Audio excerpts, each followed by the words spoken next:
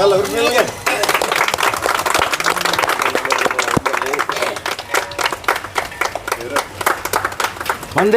மாதரம், வந்தே மாதரம், வந்தே மாதரம், வந்தே மாதரம், வந்தே மாதரம், வந்தே மாதரம், வந்தே மாதரம், வந்தே மாதரம்.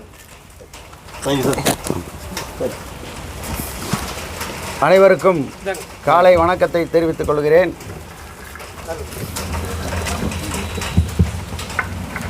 இன்றைய தினம் உலகெங்கும் இருக்கின்ற இந்தியர்களால் 79வது ஆண்டு சுதந்திர தின விழா கோலாகலமாக இன்றைய தினம் கொண்டாடப்பட்டு வருகிறது.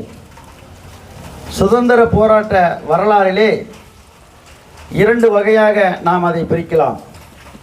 ஒன்று அகிம்சா வழி, இன்னொன்று ஆயுதம் ஏந்தி போரிடுவது என்கின்ற அந்த 2 நிலைகளை இந்திய துணைக்கண்டத்திலே மகாத்மா காந்தி அவர்கள் அகிம்சா வழியை தேர்ந்தெடுத்து இந்த நாட்டுக்காக சுதந்திரம் வாங்கி தர வேண்டும் என்று பாடுபட்டார்கள். சுபாஷ் சந்திரபோஸ் அவர்கள் அகிம்சா வழியெல்லாம் வேண்டாம், நம்ம ஆயுதம் ஏந்தி போரிடுவோம் என்று நேஷனல் இந்திய இராணுவம் என்கின்ற அமைப்பை உருவாக்கி ரங்கூன் வழியாக அவர் ஆயுதம் ஏந்தி போராடுவதற்கான அந்த வழிவகைகளை எல்லாம் செய்து கொண்டிருந்தார். ஆனால் 2 வகையிலும் நாம் அந்த சுதந்திர போராட்ட கழகத்தை வடிவமைத்திருந்தாலும் கூட மகாத்மா காந்தி அவர்கள் முன்னெடுத்த அந்த மகத்தான அகிம்சா வழி போராட்டம்தான் இந்தியாவுக்கு சுதந்திரத்தை பெற்றுத்தந்தது. அகிம்சா வழிக்கு முன்பு மகாத்மா காந்தி அவர்கள் முன்னெடுத்த அந்த நிலைகளுக்கு முன்பு இந்திய துணைக்கண்டத்திலே இருந்த குறுநில மன்னர்கள் ஏராளமானவர்கள். வீரபாண்டிய கட்டபொம்மன், அதே போலவே அழகு முத்துக்கோன், மருது சகோதரர்கள், தீரன் சின்னமலை, திப்பு சுல்தான் போன்றவர்களெல்லாம் குறுநில மன்னர்களாக இருந்து அவர்கள் ஆயுதமேந்தி போரிட்டார்கள். நேரடியாக பிரிட்டிஷ் இராணுவத்தை எதிர்த்து களத்திலே நின்று அவர்கள் போரிட்டார்கள். ஆனால் பிரிட்டிஷ் ஏகாதிபத்தியம் என்கின்ற அந்த மிகப்பெரிய அந்த முதலாளித்துவ நாடை நாம் வெல்ல முடியவில்லை. காரணம், அவர்களிடத்திலே பலமிக்க ஆயுதங்கள் இருந்தது. அதை அவர்கள் குறுநில மன்னர்களாக இருக்கும் பொழுது அவர்கள் ஒரு குறிப்பிட்ட இடத்தில் மட்டுமே தான் இருக்க முடியும். ஆகவே ஒன்றுபட்ட அந்த போராட்ட களத்தை, ஆயுதம் ஏந்தி போராட்ட களத்தை சுபாஷ் சந்திரபோஸ் அவர்கள் மேற்கொண்டாலும் கூட அதுவும் கூட வெற்றி பெற முடியவில்லை. அந்த நேரத்திலே தான் மிகப்பெரிய போராட்டங்களை எல்லாம் மகாத்மா காந்தி அவர்கள் அகிம்சா வழியிலே அவர்கள் முன்னெடுத்தார்கள். உப்பு சத்தியாக போராட்டம், இப்படி பல்வேறு போராட்டங்களை எல்லாம் மேலெடுத்து கொண்டு சென்றார்கள். 1919ஆம் ஆண்டு ஜாலியன் வாலாபாக் என்கின்ற அந்த மிகப்பெரிய படுகொலையை அந்த இராணுவ மேஜர் ஜெனரல் டயர் நிகழ்த்தினான். அப்பொழுது அவர்களை நாம் எப்படியாவது வீழ்த்த வேண்டும் என்கின்ற கருத்திலே பகத்சிங் அவர்களும், ஜெகதேவ் அவர்களும், ராஜகுமார் அவர்களும், சுகதேவ் அவர்களும் அந்த டயரை துப்பாக்கியால் சுட்டுக்கொன்று அதற்காக தூக்கு மேடையை முத்தமிட்டார்கள். எப்படி நம்மளது வீரபாண்டிய கட்டபொம்மனும் தீரன் சின்னமலையும் வெள்ளையனை எதிர்த்து போரிட்டதற்காக அவர்கள் தூக்கிலே இடப்பட்டார்களோ அதை போலவே பகத்சிங்கும், ஜெகதேவும், ராஜகுருவும் தூக்கிலிடப்பட்டார்கள். இப்படி மிகப்பெரிய போராட்டங்களையும் மிகப்பெரிய இன்னுயிர்களும் ஈந்து இந்திய துணைக்கண்டத்திலே மகாத்மா காந்தி அவர்களுடைய வழியிலே நாம் இன்றைய தினம் சுதந்திரத்தை பெற்றிருக்கின்றோம். 1947ஆம் ஆண்டு நாம் பெற்றிருக்கிறோம். கிட்டத்தட்ட 79 ஆண்டுகள் கடந்து விட்டன. அந்த வகையிலே கொசிமா உருவாக்கப்பட்டு இன்றைய தினம் 53வது ஆண்டிலே அடியெடுத்து நடைபெற்று கொண்டிருக்கின்றது. ஒவ்வொரு ஆண்டும் நாம் சுதந்திர தினத்தை மிகவும் கோலாகலமாக நமக்கான முறையிலே நாம் அதை கொண்டாடி கொண்டிருக்கின்றோம். இந்த நேரத்திலே இந்திய சுதந்திரத்திற்காக பாடுபட்ட அத்தனை உள்ளங்களையும் நினைவு கூறும் விதமாக இந்த தினம் நாம் அவர்களை நினைவு கூர்ந்து இருக்கின்றோம். பக்கத்தில் இருக்கின்ற திருப்பூர் குமரன் அவர்கள், அவர் மூவர்ண கொடியேந்து அவருடைய இன்னுயிரை திருப்பூர் வீதிகளிலே கொடியை ஏந்தி கொண்டு வந்தே மாதரம் வந்தே மாதரம் என்று அந்த தெருக்களிலே சுதந்திர தாகத்தோடு அவர் ஓடிய பொழுது கொடும் கோளர்களால் தாக்கப்பட்டு அவரும் கூட இறக்க நேரிட்டது. அப்படி எத்தனையோ இன்னல்களை இந்த நாட்டிலே நாம் சந்தித்திருக்கின்றோம். இன்றைய தினம் மிகப்பெரிய ஒரு வல்லரசாக நாம் மாறிக்கின்ற சூழ்நிலை, தொழில்நுட்ப வசதிகள் நிறைந்த இந்த உலகத்திலே மிகப்பெரிய வல்லரசு நாடாக நாம் இன்றைய தினம் மாறிக்கொண்டிருக்கின்றோம். இதற்கெல்லாம் காரணம் நாம் சுதந்திரத்தை, அந்த சுவாச காற்றை சுதந்திரமாக நாம் சுவாசிக்கின்ற அந்த நேரத்தில் தான் இதையெல்லாம் நடந்து கொண்டிருக்கின்றது. இன்னும் கூட மகாத்மா காந்தியினுடைய காந்திய கொள்கைகளையும், அடுத்தபடியாக நாம் சோசலிச கொள்கைகளையும், அடுத்தபடியாக முதலாளித்துவ கொள்கைகளையும், இந்த 3 கொள்கைகளையும் ஏற்று இந்திய துணைக்கண்டம் இன்றைய தினம் பீடுநடை போட்டு கொண்டிருக்கின்றது. உலக அரங்கிலே தொழில்நுட்பத்திலே மிகப்பெரிய வளர்ச்சியை நாம் பெற்றிருக்கின்றோம். அதற்கு தகுந்தாற்போல்தான் இன்றைய தினம் அமெரிக்க அதிபரெல்லாம் நம்முடைய வளர்ச்சியை பொறுக்காமல் பல்வேறு தடைகளை எல்லாம் நமக்காக அவர் உருவாக்கி கொண்டிருக்கின்றார். உலக அரங்கிலே இன்றைய தினம் இந்திய பேரரசு மிகப்பெரிய வலிமைமிக்க பேரரசாக மாறி இருக்கிறது. இதற்கு ஒவ்வொரு இந்தியனும் அவர்களுடைய பங்களிப்பை இன்றைய தினம் செய்து கொண்டிருக்கின்றார்கள். ஆகவே அந்த வகையிலே மீண்டும் ஒரு முறை 79வது ஆண்டு சுதந்திர நல்வாழ்த்துக்களை இந்த நேரத்திலே சொல்லி உங்களிடத்திலே இருந்து விடைபெறுகிறேன். நன்றி, வணக்கம். அடுத்தபடியாக செயலாளர் ராஜசேகர் அவர்கள் உரையாற்றுவார். அகர முதல எழுத்தெல்லாம் முறை வைத்து ஆதிபகவன் முதற்றே என்று உணர வைத்து காய் வைத்து கனி வைத்து தேன் வைத்து தேனின் சுவை வைத்து நா வைத்து என்னை இங்கு பேச வைத்தவளே முத்தமிழே, உனக்கே என் முதல் கண் வணக்கங்கள். எந்தையும் தாயும் மகிழ்ந்து குழாவி வாழ்ந்தது மின்னாடே, அவர் 1000 ஆண்டுகள் வாழ்ந்து முடித்தது மின்னாடே, அவர் சிந்தையில் 1000 எண்ணங்கள் வளர்ந்து அது சிறந்தது மின்னாடே, இதை வந்தனை கூறி மனதில் இருத்தி வாயுர வாழ்த்தேனே, இதை வந்தே மாதரம் என்று வணங்கேனே.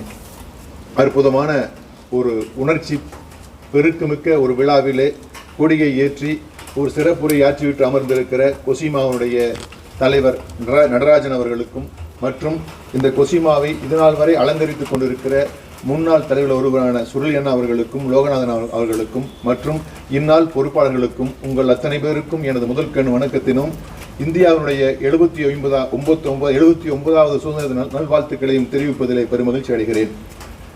இந்தியா இன்று சுதந்திரத்தை கொண்டாடி கொண்டிருக்கிறது என்று சொன்னால் இது இந்தியா மட்டும்தான் சுதந்திரத்தை பெற்றதா என்று சொன்னால் இல்லை. உலகத்திலே எத்தனையோ நாடுகள் எல்லாம் புரட்சிக்கு வித்திட்டு அதில் வெற்றியும் கண்டு அது சுதந்திரம் பெற்றிருக்கிறார்கள். ஆனால் அதற்கு இல்லாத ஒரு தனி சிறப்பு என்ன என்று கேட்டால் இந்தியா ஒரு அகிம்சையின் வழியிலே சுதந்திரத்தை பெற்றது. அதாவது ஒவ்வொரு நாட்டிலும் உலகத்திலெல்லாம் புரட்சிகள் வெடித்துக் கொண்டிருக்கிற வேளையிலே அங்கெல்லாம் புரட்சிகள் ஒடுக்கப்பட்டு விட்டன. ஆனால் இந்தியாவில் மட்டும் ஒடுக்கப்படவில்லை. அங்கிருந்து இங்கிலாந்திலிருந்து ராணி அன்றைய இருக்கிற அதிகாரிக்கு கடிதம் எழுதுகிறார் வின்சன் சர்ச்சிலுக்கு. உன்னால் ஏன் இந்தியாவில் மட்டும் அகிம்சையை, அதாவது இந்தியாவில் மட்டும் உன்னால் ஏன் விடுதலை உணர்வை ஒடுக்க முடியவில்லை என்று கேள்வி ஏற்கிற பொழுது அவன் இங்கிருந்து ஒரு கடிதம் எழுதுறான். அம்மா, நீங்க சொல்வது உண்மைதான், இங்க இருப்பவர்கள் எல்லாம் துப்பாக்கி எடுத்து சண்டைக்கு வந்தா நம்ம இடத்துல பீரங்கி எடுத்து ஜெயிச்சிடலாம், அல்லது இவங்க எல்லாம் விமானத்துல வந்தா நம்ம கப்பல்ல ஜெயிச்சிடலாம். ஆனா என்ன ஆயுதத்தை எடுத்து வந்தாலும் கூட அவர்களிடத்தில் வெற்றி கொள்ளலாம். ஆனால் இவர்கள் அகிம்சை என்ற ஒரு ஆயுதத்தை எடுத்து போர் புரிவதால் அவர்களிடத்திலே அதற்கு ஏற்றால் ஒரு ஆயுதம் நம் ஆயுத கிடங்கிலே இல்லை. அதனால் தான் தோல்வி என்று ஒரு கடிதம் எழுதுகிறார் என்று சொன்னால் இந்த அகிம்சையினுடைய தன்மையை நீங்கள் புரிந்து கொள்ள வேண்டும். அது மட்டும் அகிம்சை தான் சிறப்பா என்றால் அப்படி இல்லை. அமெரிக்காவிலே அங்கும் ஒரு புரட்சி வெடிக்கிற பொழுது, மக்களாட்சி மலர வேண்டும் என்று ஒரு உத்வேகம் நடக்கிற பொழுது அங்கு ஜார்ஜ் வாஷிங்டன் என்பவர் தான் அந்த புரட்சியை முன்னின்று நடத்தினார். அதில் வெற்றி அடைந்த பிறகு அவர்தான் அந்த அரியணையில் ஏறுகிறார். இது அமெரிக்காவில். அதற்கு பிறகு ரஷ்யாவிலே ஒரு புரட்சி ஏற்படுகிற பொழுது அந்த ரஷ்யாவுடைய புரட்சிக்கு வித்திட்டவர் தான் லெனின் அவர்கள். அவர்கள் தான் வெற்றி அடைந்த பிறகு அங்கு லெனின் ஆட்சி அமைக்கிறார். அங்குதான் அதிகாரத்தில் அமர்கிறார். அதற்கு பிறகு கியூபாவிலே ஒரு புரட்சி ஏற்படுகிற பொழுது அந்த புரட்சியை வித்திட்டு நடத்தியவர் தான் பிடல் காஸ்ட்ரோ. அந்த புரட்சிக்கு பிறகு 50 ஆண்டு காலம் அந்த நாட்டினுடைய அசைக்க முடியாத தலைவராக இருந்தவர் தான் பிடல் காஸ்ட்ரோ. இதோடு முடிந்தா என்று சொன்னால் தென்னாப்பிரிக்கில ஒரு புரட்சி ஏற்படுகிற பொழுது 23 ஆண்டுகள் கம்பிக்கு பின்னால் இருந்து பிறகு வெற்றியளித்து கொடுத்தவர் தான் நெல்சன் மண்டலே. அவரும் அந்த ஆட்சி பீடத்தில் அமர்கிறார். ஆனால் இந்த இந்தியாவிலே புரட்சியை அந்த அகிம்சையின் வழியிலே நடத்திய மகாத்மா காந்தி அவர்கள் வெற்றி அடைந்த பொழுது, இந்தியா சுதந்திரம் அடைகிற பொழுது அந்த பதவி எனக்கு வேண்டாம் என்று ஒதுங்கிய உலகத்திலேயே மிக உன்னதமான தலைவன் என்று சொன்னால் அது மகாத்மா காந்தியாகத்தான் இருக்க முடியும். அது மட்டுமல்ல, இப்பொழுது நாம் சுதந்திரத்தை கொண்டாடி கொண்டிருக்கிறோம், இப்ப எல்லாம் கலந்து இருக்கிறோம். ஆனா இந்தியா சுதந்திரம் அடைகிற பொழுது ஜவஹர்லால் நேரு அவர்கள் அங்க பிரதமர் பதவி ஏற்கிற பொழுது அந்த கொண்டாட்டத்திலே காந்தி இல்லை. அவர் எங்கே இருக்கிறார் என்று சொன்னால் கல்கத்தாவிலே மத கலவரத்தாலும் இனக்கலவரத்தாலும் இரத்த ஆறுகள் ஓடிக்கொண்டிருக்கிற போது அதை தடுக்க வேண்டும் என்பதற்காக கொல்கத்தாவுக்கு வந்தவர் தான் மகாத்மா காந்தி. இப்படி பல தலைவர்கள் எல்லாம் இந்த தியாகத்தை உடைய சுடராக இன்று விளக்குகிறார்கள். அவர்களை நாம் எண்ணி பார்க்க வேண்டும். அது மட்டுமல்ல, அதற்கு பிறகு சட்ட புத்தகங்களை இயற்றிய பொழுது அழகாக, அதாவது உலக நாடுகளிலேயே சட்ட புத்தகங்கள் எங்க பெருசா இருக்குன்னா இந்தியாவில் தான் மிகப்பெரிய புத்தகங்கள் அந்த அரசியல் அமைப்பு சட்டம் இருக்கிறது. அந்த அரசியல் அமைப்பு சட்டத்துல அழகா சொல்லுவாரு, பால்கி வக்கீலேன் சொல்லுவாருன்னா, இந்தியாவினுடைய அரசியல் அமைப்பு சட்டம் என்பது உயர்தரமானது, ஆனால் இந்தியாவில் இருக்கிற தலைவர்கள் தான் 3வது தரமா இருக்கிறார் என்று சொல்லுவார். அந்த அளவுக்கு தான் இன்னைக்கு நிலைமை போயிட்டு இருக்குது. நாம் இந்த சுதந்திரத்தை என்ன செய்யணும்னா கண்ணும் கருத்துமாக காப்பாற்ற வேண்டும். இப்பொழுதும் நம் பூமியிலே மீது சிந்துகிற துளி மலை துளியும் அல்ல, பனித்துளியும் அல்ல. ஒவ்வொரு நாளும் சிந்துகிற மத கலவரத்தாலும் இனக்கலவரத்தாலும் சிந்துகிற ரத்த துளிகளும் அதனால் சிந்துகிற கண்ணீர் துளிகளுமே நம் பூமியை நினைத்துக் கொண்டிருக்கிறது. இதெல்லாம் மாற வேண்டும் என்று சொன்னால் இந்த சுதந்திரத்தினை நாம் உண்மையாக கொடுக்கிற விலை என்பது அதை கண்ணும் கருத்துமாக காப்பாற்ற வேண்டும் என்று சொல்லி ஒரு அற்புதமான விழாவிற்கு வாய்ப்பளித்த உங்கள் அத்தனை பேருக்கும் நன்றி விடுகிறேன். நன்றி, வணக்கம். வாய்ப்பளித்த அனைவருக்கும் நன்றி. தலைவர்களும் சாமிநாதன் அவர்களும் ராஜசேகர் அவர்களும் விரிவாக சுதந்திர தினத்தை பற்றி கூறினார்கள். நான் இப்பொழுது நடக்கும் ஒரு சின்ன சம்பவத்தை பற்றி கூறிக்கொள்கிறேன். இது அரசியல் கலப்பில்லாதது. மோடி சொன்னார், என்ன சொன்னார்னா, make in India market in elsewhere அப்படின்னாரு. மேக் இன் இண்டியா அப்படிங்கிறதுக்கு விடுதலை நாட்டில் நாம் செஞ்சிட்ருக்கிறோம். அந்த தொழில் செய்கிறவங்களுக்கு விடுதலை இருக்குதா அப்படின்னு கேட்டதுன்னா கண்டிப்பாக இல்லைன்னு தான் சொல்ல முடியும். காரணம், இன்னைக்கு காலையில் கூட ஒரு பேட்டி படித்து நம்ம டான்சியா துணைத் தலைவர் சொல்லிவர்களுடைய பேட்டி. அந்த பேட்டியில் அவர் சொல்கிற கருத்து அத்தனையும் நீங்கள் தயவுசெய்து நீங்கள் உங்கள் வாட்ஸ்அப்பில் போட்டிருக்காரு, அதை பாருங்கள். அதை பார்க்கும்போது பார்த்தீங்கன்னா இன்றைக்கி நாமெல்லாம் தொழில் பண்ணுறதுக்கு வந்திருக்கிறோம், நல்லா கடுமையாக உழைக்கிறதுக்கு தயாராக இருக்கிறோம். ஆனால் நாம் எதுக்கு அரசாங்கத்திலிருந்து எதிர்பார்க்குறது என்னன்னு கேட்டிங்கன்னா, ஒன்று அவங்களுடைய ஒத்துழைப்பு, அவங்களுடைய கெடுபிடிகளெல்லாம் இல்லாமல், அதாவது நாங்கள் சட்டத்திட்டங்களுக்கு உட்பட்டு தான் எல்லாருமே தொழில் பண்ணிகிட்ருக்கிறோம். அந்த சட்டத்திட்டங்களுக்கு உட்பட்டால் கூட சில அரசாங்க அதிகாரிகளுடைய மெத்தனத்தினால நாங்கள் நிறைய சிரமப்பட்டிருக்கிறோம். அதிலிருந்து விடுதலை பெறணும் அப்படிங்கிறத இந்த சுதந்திர தினத்தில் நாம் வேண்டி விரும்பி கேட்டுக்கொண்டு வாய்ப்பளித்தமைக்கு நன்றி கூறி விடைபெறுகிறேன்.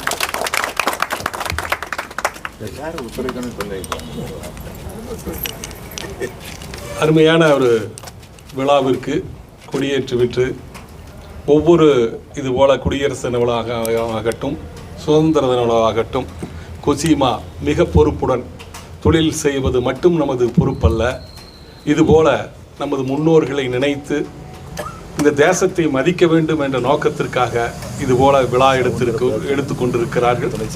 அவர்களுக்கு முதற்கண் வணக்கத்தை நிர்வாகத்தினருக்கும் தெரிவித்துக் கொண்டு வருகை தந்திருக்கின்ற கொசிமா உறுப்பினர்கள் அத்தனை பேருக்கும் இந்த 79வது சுதந்திர தின விழா வாழ்த்துக்களை தெரிவித்துக் கொள்கிறோம்.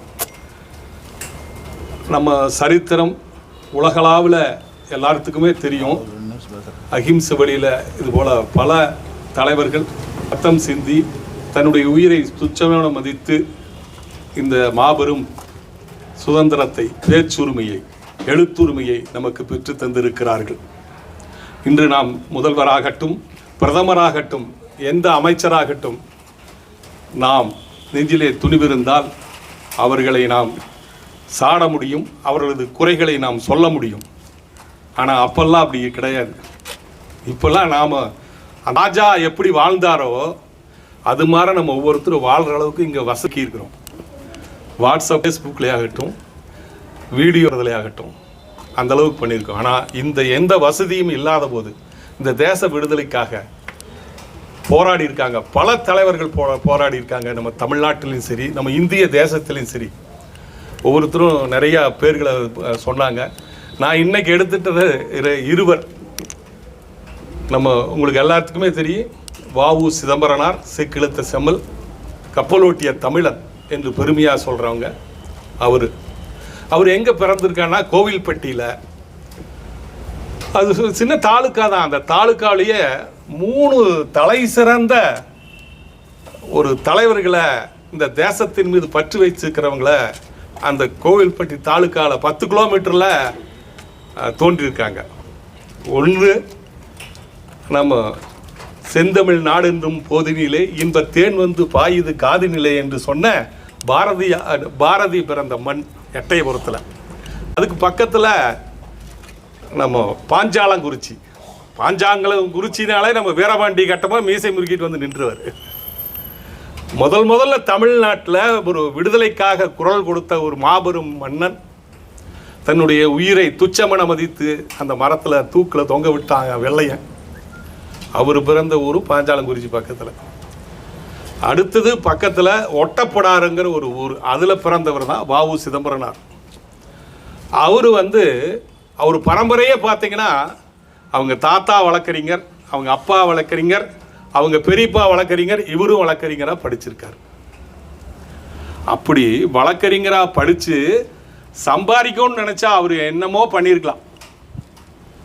ஆனால் கடைசியில் பல போராட்டங்களை சந்திச்சும் கூட நம்ம தமிழ்நாட்டு மக்கள் அவரோட விட்டுட்டாங்க. கடைசியில் மளிகை கடை வச்சு சீமெண்ணை விற்று அப்புறம்தான் அவரோட உயிர் போயிருக்கு. அந்த மாதிரி ஒரு சிறந்த மனிதர். அவங்க அப்பாலாம் எப்படி இருக்காருங்க, இவருக்கு ஆங்கில கல்வி கொடுக்கணுங்கிற அந்த ஊரில் தாலுக்காவில் ஒரு ஆங்கில பள்ளியவே உருவாக்கியிருக்கார்.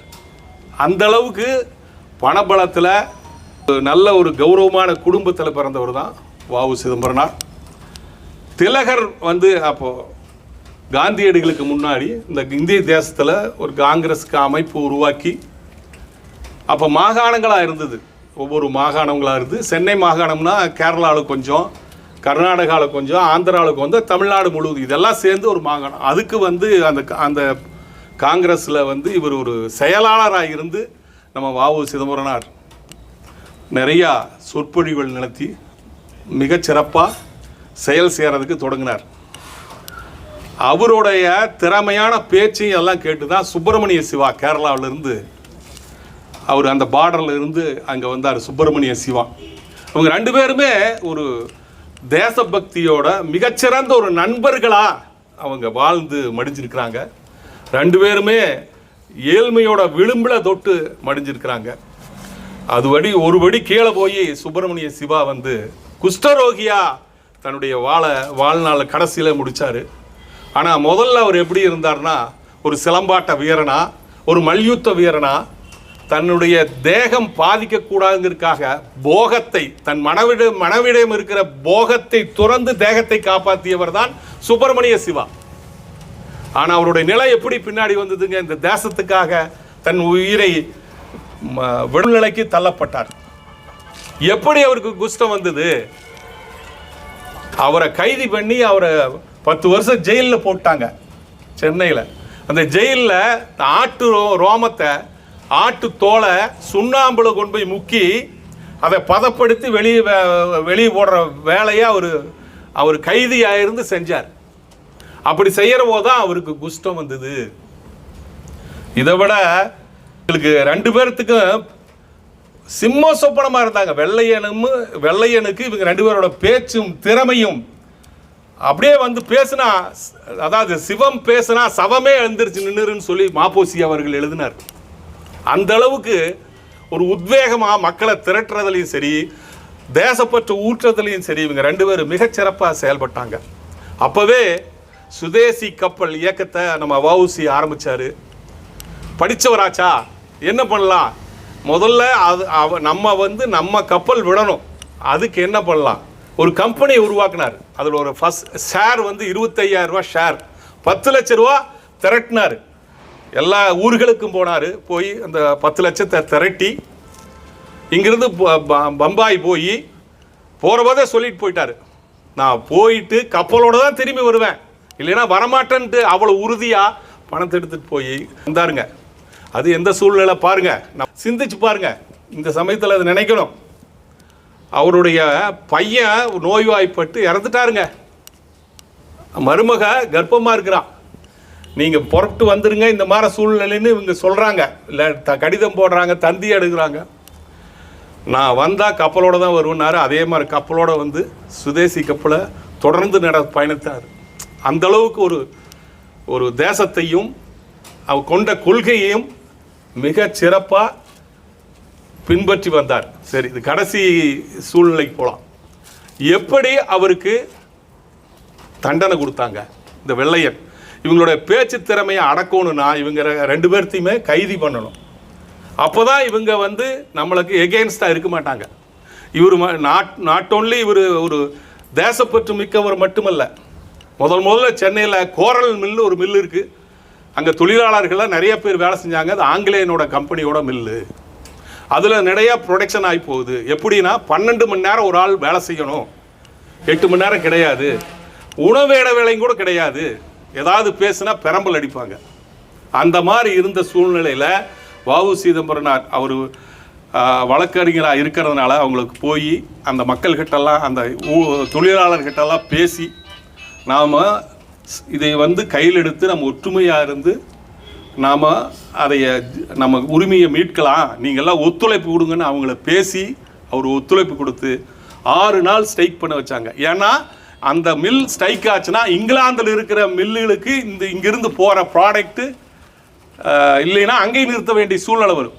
அந்த சூழ்நிலையினால் அப்படியெல்லாம் சொல்லி அவர் அந்த மாதிரி ஒரு சூழ்நிலைக்கு போராட்டம் பண்ணி ஸ்ட்ரைக் பண்ணி இவர் நினச்ச மாதிரி 8 மணி நேரம் வேலையும் மதிய உணவேடை இடைவேளையும் அவங்களுக்கு பெற்று தந்தாங்க. அவங்களுக்கு உள்ள ஒரு விடுமுறை விட்டால் அதுக்கு வேஜஸ் கொடுக்கறதும் கூட பெற்று தந்தாங்க. அந்த மாதிரி ஒரு சிறந்த வழக்கறிஞராக இருந்தார். சரி, இப்படியே காலம் போகுது.